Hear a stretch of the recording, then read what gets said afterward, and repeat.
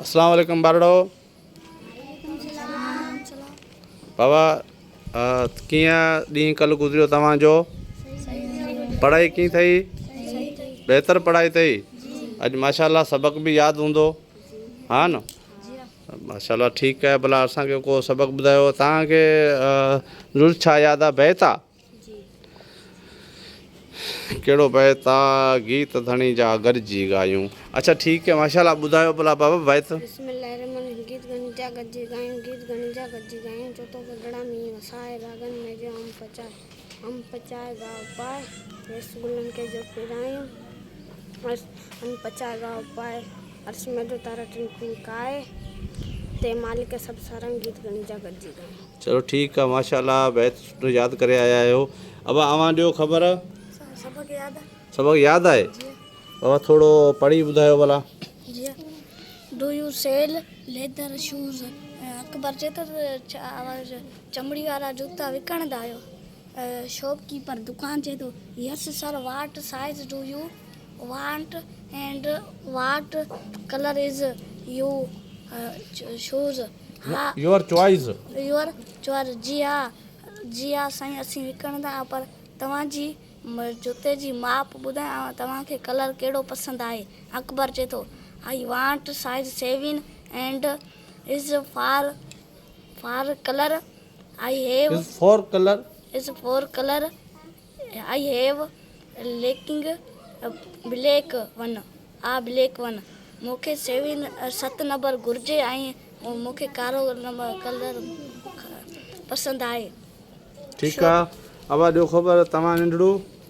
गप्पा मथां खां पढ़ बाबा, मथां खां थोरो पढ़।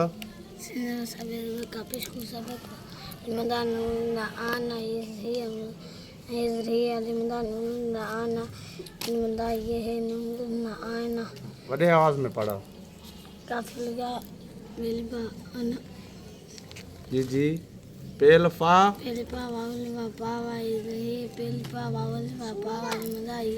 अलवंद आ हेजर हे नून नजर ने ॾिसो ज़ेर न लाए।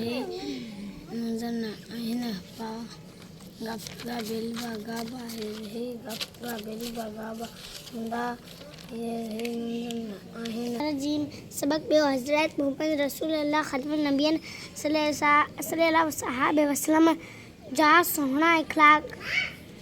हज़रत मोहम्मद रसूलुल्लाह ख़ातमुन नबिय्यन सल्लल्लाहु अलैहि वसल्लम तर्जुमो हज़रत मोहम्मद अल्लाह ताला जो रसूल आहे ऐं अल्लाह ताला जो आखिरी नबी ऐं रसूल आहे। संदन सल्लल्लाहु अलैहि वसल्लम ऐं संदन आल ऐं असहाब।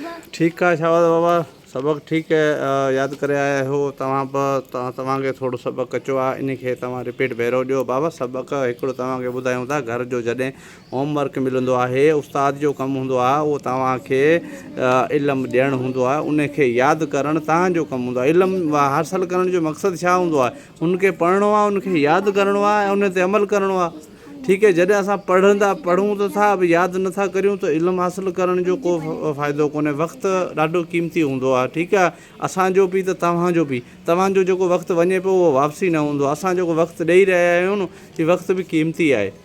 ठीकु है, तव्हां पंहिंजो वक़्तु बि न विञाईंदा वञो ऐं न उस्ताद जो वक़्तु विञाईंदा वञो। हमेशह यादि करो नंढा ॿार न आहियो, हाणे तव्हां मेचुल सोच वारा थी आहियो, तव्हां बुरे भले मां सम्झो था, ॿारड़ा न आहियो। हाणे उन पोज़ीशन ते पाण ॻाल्हि न रही त बहितरु आहे कि जेका शइ पढ़ो उनखे यादि बि करियो।